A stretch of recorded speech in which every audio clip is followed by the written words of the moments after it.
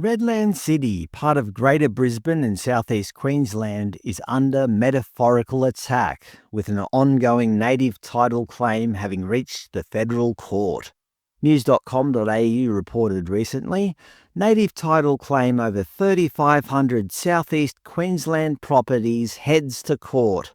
Just to be clear, those 3,500 properties are not people's homes or businesses. They are 3,500 council-owned or managed parcels of land, as you can see on this map in red. But still, native title by its very nature pits one Australian against another, based pretty much on one's ancestry. Zooming out a bit, you may notice on the map that North Stradbroke Island, the second largest sand island in the world, has no native title claims. Well, that's because most of it has already been claimed. According to the Queensland Government's Department of Environment website, Minjerribah Futures, Minjerribah is the Aboriginal name for North Stradbroke Island, under native title they write, "The Quandamooka people are the traditional custodians of Minjerribah, and more than 90% of the island is under native title." They also provide a quote from Federal Court Judge Dowsett from 2011, stating, "I have not come here today to give anything to the Quandamooka people. These orders give them nothing. Rather, I come on behalf of all Australian people to recognise their existing rights and interests." All Australian people? I don't remember agreeing to this. To be fair, I wasn't making videos back then, but I'm sure I would have said something. This is the Quandamooka Yuluburrabi Aboriginal Corporation website. You can actually download their financial accounts. I'll show you that soon. Scrolling down and clicking on Native Title, you'll be taken to a map of North Stradbroke Island and shown exactly how much of the land they now own. They also include Judge Dowsett's quote, which I showed you earlier. I think in their eyes, this is their one great achievement. They have successfully taken back an entire island. Well, almost. And now, as we saw earlier, they're coming for the mainland. As I said, it's a metaphorical attack. Out of interest, on the government's Nari Bujong National Park website, the main national park on North Stradbroke Island, they note that this is Quandamooka country, not your country. Quandamooka country. If you scroll down to culture and history, they note that North Stradbroke Island is known as Minjerribah, meaning place of many mosquitoes. Okay, I thought it was going to mean restful place or tranquil place, but no, mosquito-laden place. I don't know, I just found that amusing. As mentioned earlier, here's the latest financial report from last year. As you can see, for 2024, they received millions of dollars in revenue from grants, camping and accommodation on the island, holiday van and permits, and so on, totaling $14.8 million. But if you look at their expenses, they spent more than $15.2 million, noting that more than $6.6 million went to employee benefits. Anyway, including income tax, that means in 2024 they lost a grand total of almost $500,000. How can that be for such a popular subtropical tourist island? I don't know, I'm not a businessman.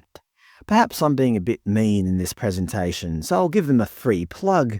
The Quandamooka Festival 2025 will be held later this month on September 13 and 14.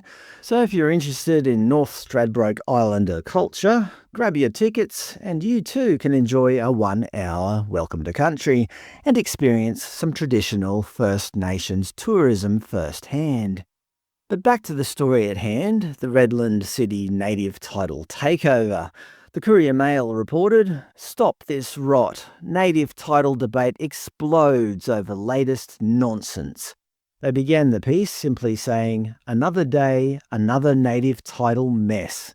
In the article, they ask a simple question to their readers: should more land be given back to traditional owners?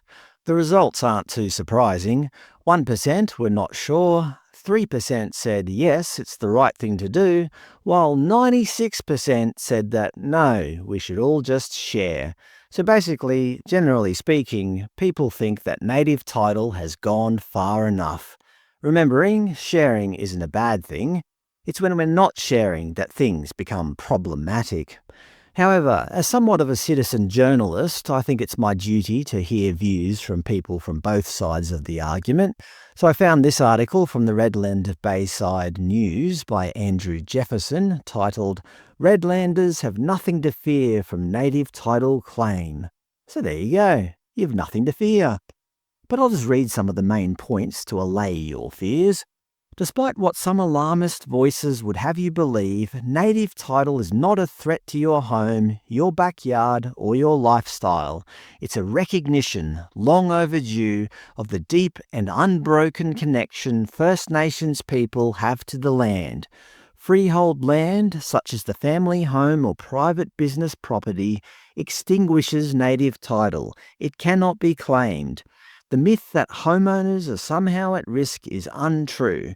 Native title does not mean losing land. It does not undo existing ownership. The article points out that Quandamooka people now co-manage national parks, run sustainable campground businesses. Sustainable? Based on those figures we saw, a $450,000 loss every year doesn't sound too sustainable. The article continues saying that Quandamooka people are applying ancient land management knowledge. This is reconciliation in action. Redlanders deserve better than fear campaigns and misinformation. Native title is not a threat. Let's reject the scare tactics, embrace the truth, and walk the path of reconciliation together. Okay, so basically the author is saying that reconciliation involves taking publicly owned land from people who never stole it and giving it to people who never lost it, all based on one's ethnic background. No, this won't cause any issues. Well, as it turns out, it is causing issues. The government's native title experiment, as I like to call it, is a direct threat to the social glue that holds this country together. Instead of unifying us, it's driving a wedge between Australians, breaking us into disconnected groups based entirely on one's ancestry.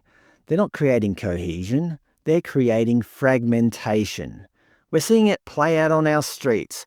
Just recently, we saw neo-Nazis attack Camp Sovereignty, an Aboriginal protest site in Melbourne, destroying Aboriginal flags and injuring 4 people. Obviously, I'm against violence, but what did the government think was going to happen when they started saying that only certain people of certain ethnic backgrounds are entitled to certain land? They're essentially creating a race war. The result is obvious. Instead of keeping us united, it's almost as if our government is literally tearing us apart.